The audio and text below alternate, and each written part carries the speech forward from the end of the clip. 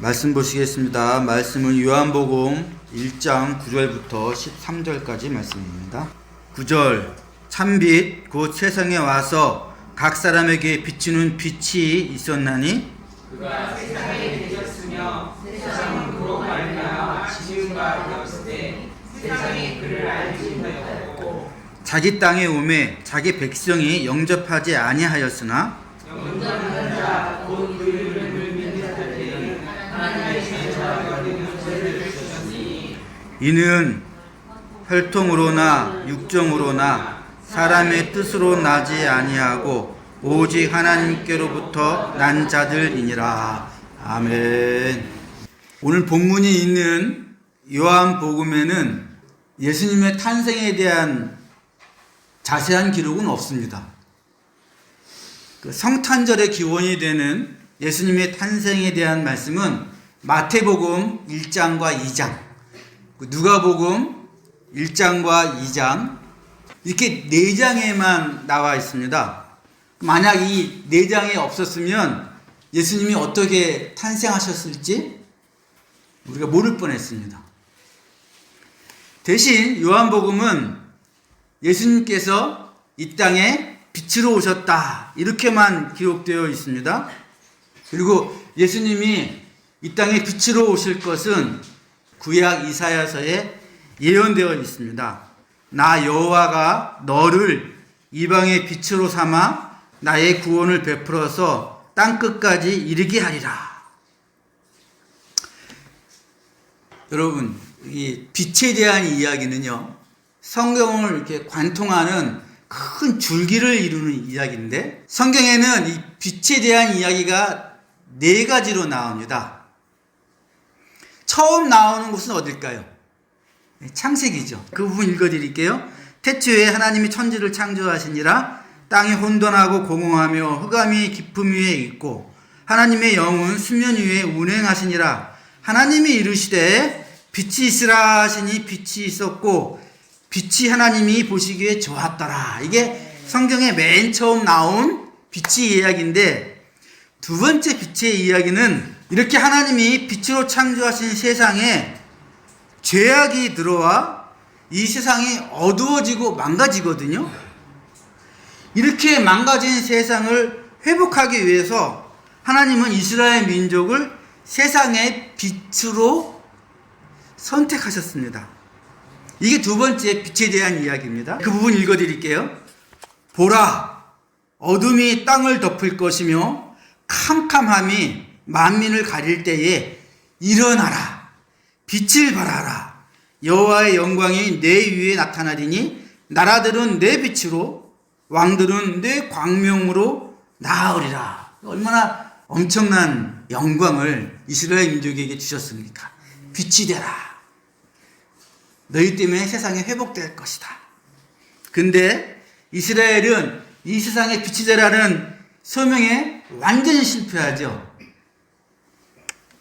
그래서 하나님은 이스라엘을 떠나시고 나라는 망하고 민족은 전체가 다 바벨론으로 포로로 잡혀갑니다. 에스겔서에서는 제가 전에 한번 설교한 적이 있었는데 하나님이 이스라엘을 떠나는 장면이 이렇게 나와요. 여호와의 영광이 성전 문지방을 떠나서 성전 동문에 머물고 이후 예루살렘 성읍을 완전히 떠나 동쪽 산에 머물렀다. 비참한 일이죠. 이렇게 이스라엘을 떠나시고 성전을 떠나셨던 하나님께서 이제 직접 세상을 구하시기 위해서 당신의 아들 예수님을 이 세상에 빛으로 보내십니다. 그게 우리가 오늘 본문 읽어본 거잖아요. 이게 세 번째 빛에 대한 이야기예요.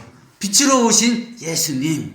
그리고 마지막 4번째 빛에 대한 이야기는 예수님이 이제 승천하시기 전에 제자들에게 너희가 세상의 빛이다 이렇게 말씀하시는 부분입니다.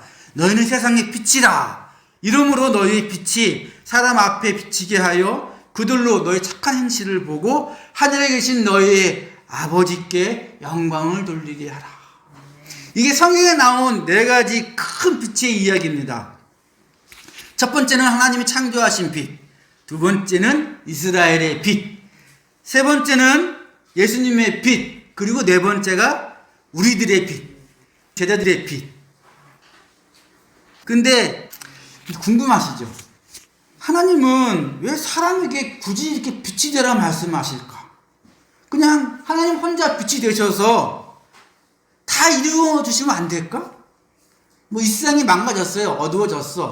마귀 때문에. 그럼 하나님이 빛이 되셔서 다시 또 환하게 하시면 되실 텐데 왜 굳이 사람을 택하실까? 그 이유가 뭔지 여러분 아십니까?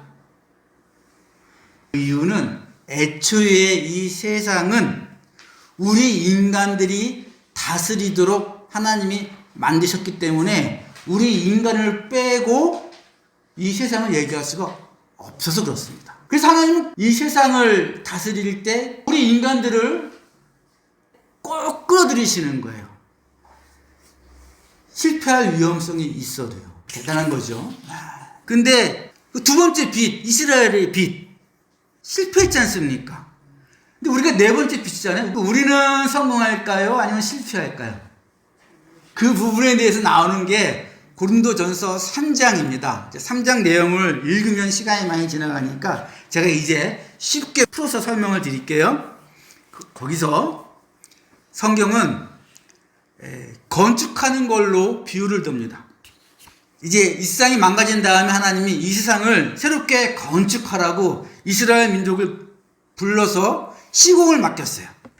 근데 이스라엘 민족이 기초공사를 부실하게 하고 엉터리로 해서 기둥을 세우면 땅이 꺼지고 벽을 세우면 벽이 허물어집니다. 그래서 하나님이 직접 짓기로 했습니다. 이 세상이라는 집을. 그래서 현장 소장으로 예수님을 보내신 거예요. 현장 소장으로 오신 예수님은 먼저 지방이 약한 땅에 십자가와 부활이라는 아주 거대한 기초석을 튼튼하게 박아 놓으십니다.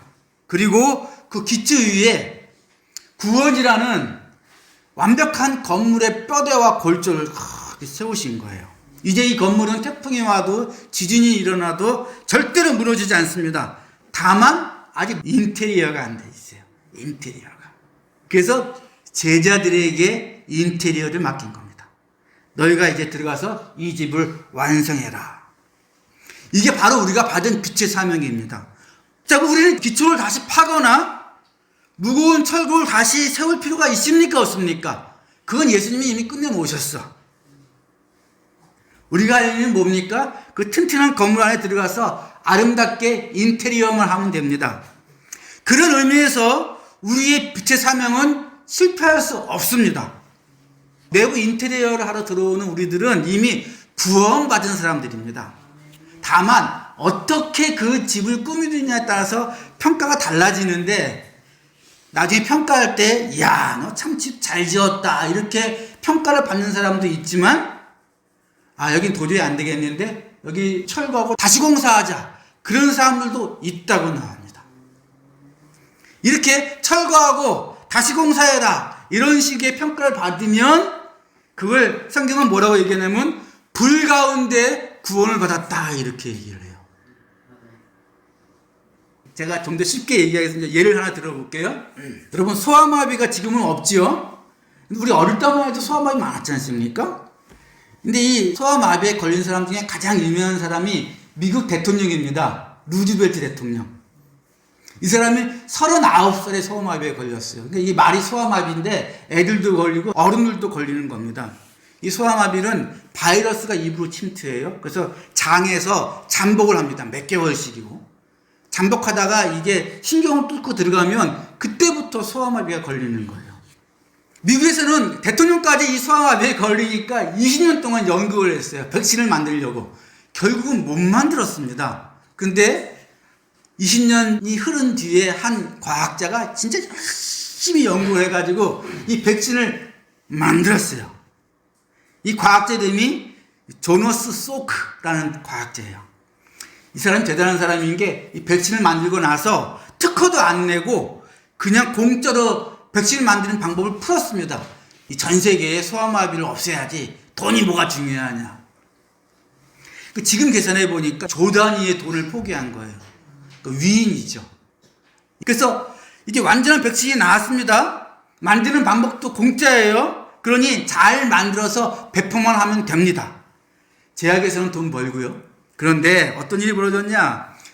6개 제약회사가 이걸 만들었거든요. 근데 그 중에 한 제약회사가 이걸 엉터리로 만들었어요. 그래서 그 회사에서 만든 백신을 맞은 아이들이 도리어 소아마비에 걸렸습니다.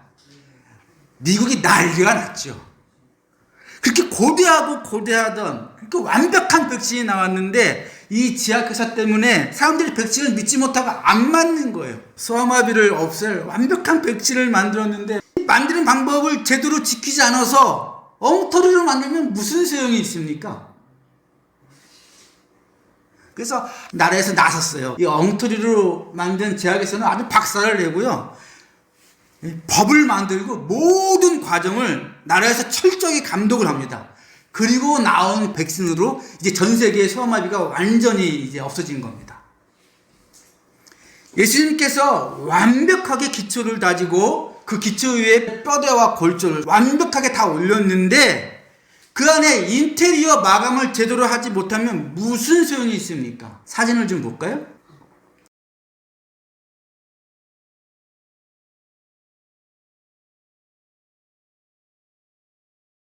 어딘지 아세요? 여기 버풍리에 14년째 뼈대만 서 있는 아파트 단지가 있어요. 유명하더라고요. 다 올라갔는데 그 안에 인테리어 마감을 하지 못하면 무슨 소용이 있습니까? 이게 꼭 그런 거예요. 하나님이 예수님을 보내셔가지고 기초공사 다 끝내놓고 뼈대와 골조를 다 올렸는데 우리가 인테리어를 엉망으로 하면 무슨 소용이 있습니까? 이젠 하나님이 직접 개입하십니다. 사랑하는 자들아, 너희를 연단하려고 오는 불시험을 이상한 일 당한 것 같이 이상히 여기지 말라. 하나님의 집이 먼저입니다. 하나님의 집에서 심판을 시작할 때가 되었나니 만일 우리에게 먼저 심판이 있으면 하나님의 복음을 순종하지 아니하는 자들의 그 마지막은 어떠하며, 또 의인이, 우리가 의인이죠, 겨우 구원을 받으면 경건하지 아니한 자와 죄인은 어디에 서리요. 여기서 심판은요 정죄하는 심판이 아니라 연단한단 말이야. 연단. 그런데 하나님의 집에 먼저 심판이 임한답니다. 아까 우리 에스겔서 읽어봤잖아요. 에스겔서에서 하나님이 워낙 이스라엘이 엉망으로 행동하니까 결국 떠나지 않습니까?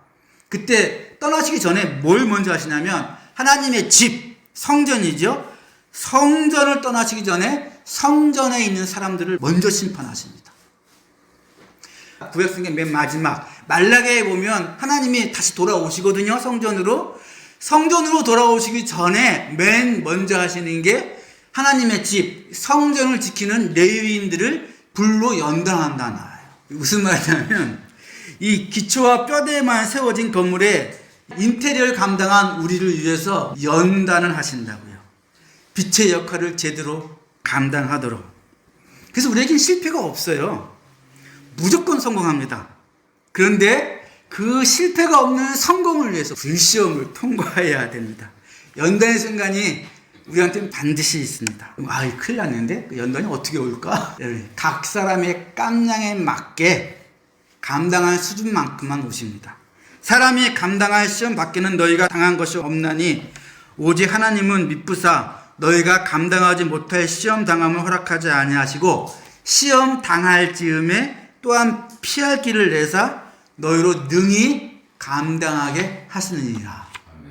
여러분, 제가 소개할 사람이 있는데 박기태라는 사람이 있어요. 변호사인데 이 사람 나이가 지금 현재로 43살이에요.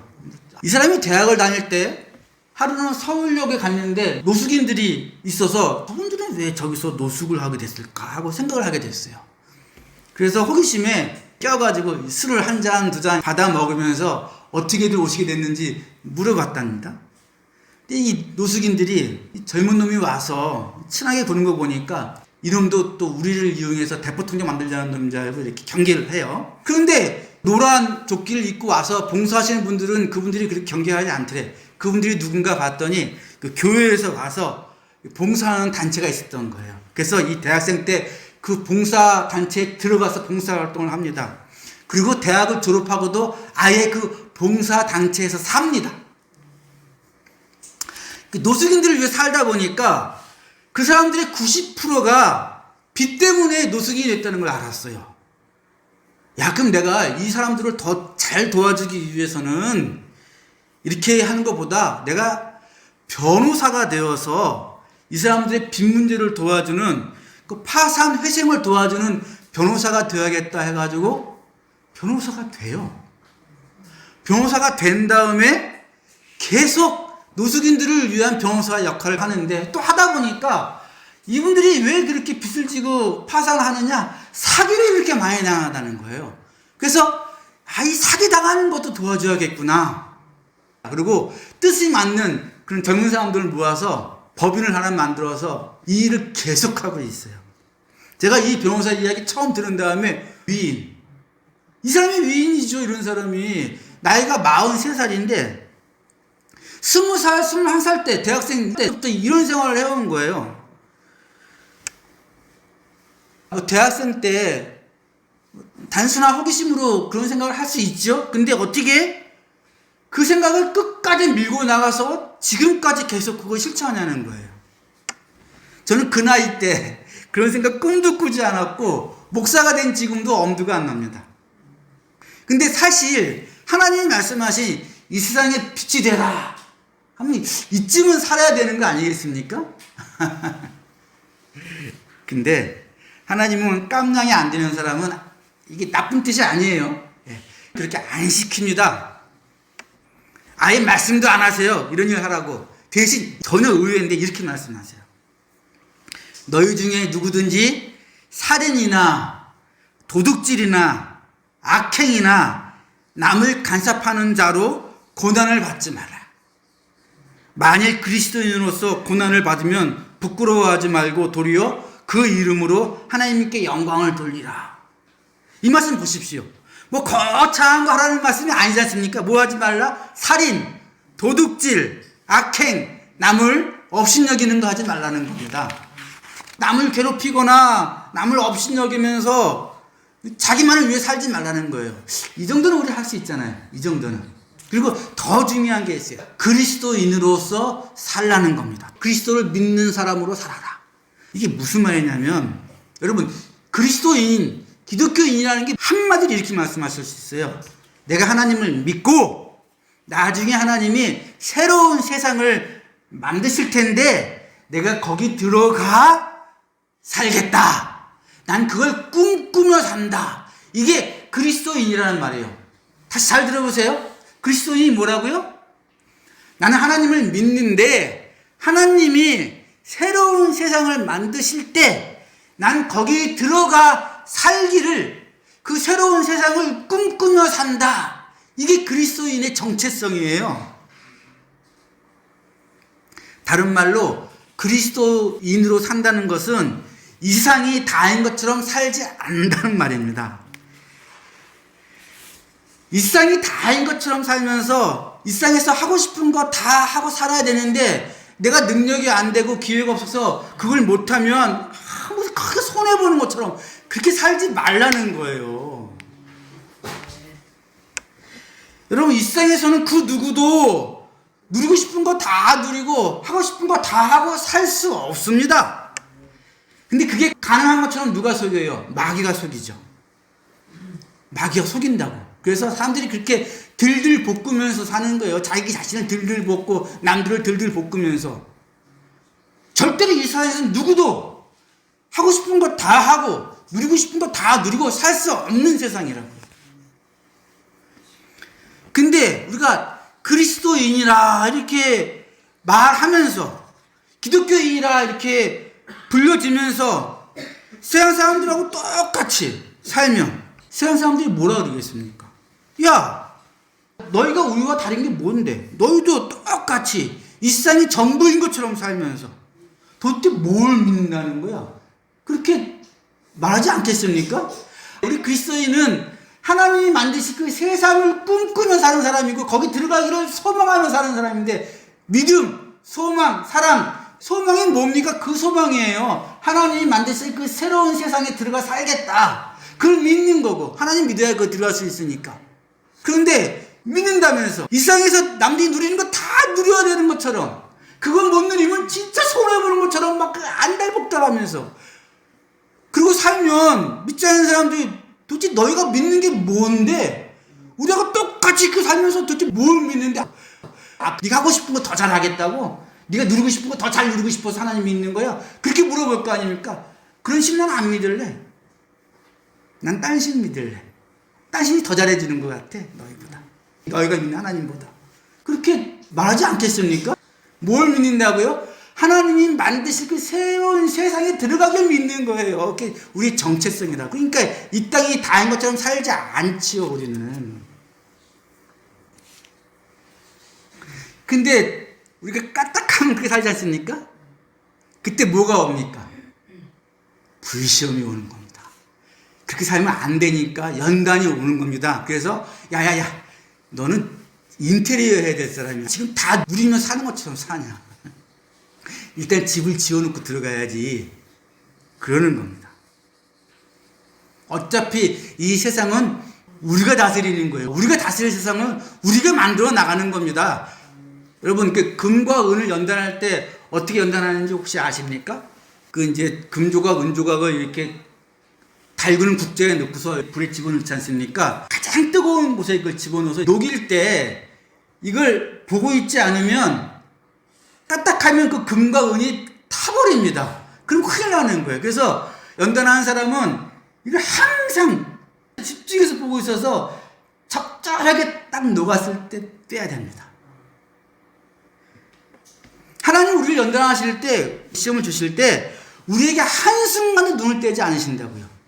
연단할 때 타버리면 어떡합니까? 그래서 우리가 타버릴 정도로 그렇게 연단하지 않으세요. 우리가 아주 순금으로, 순은으로 쫙 나올 때까지 계속 주시하고 있다가 적절할 때 딱 빼내는 겁니다. 혹시 지금 내가 내 인생 돌아보니 하나님 앞에서 내 인생 내놓기가 참 부끄럽고 초라해서 창피하다, 그런 느낌이 있으시거나 그런 생각이 든다는 것 자체가 이미 내가 그 불순물이 제거되는 그 연단 안에 있는 겁니다. 기뻐하십시오. 연단이 되면 부끄러움이 나한테 물밀듯이 몰려오는 겁니다. 내가 대체 하나님 믿으면서 하나님의 영광을 위해서 빛처럼 사는 게 뭐가 있었지? 이런 생각이 드는 겁니다. 그때가 연단할 때인데 그때 아멘 하십시오.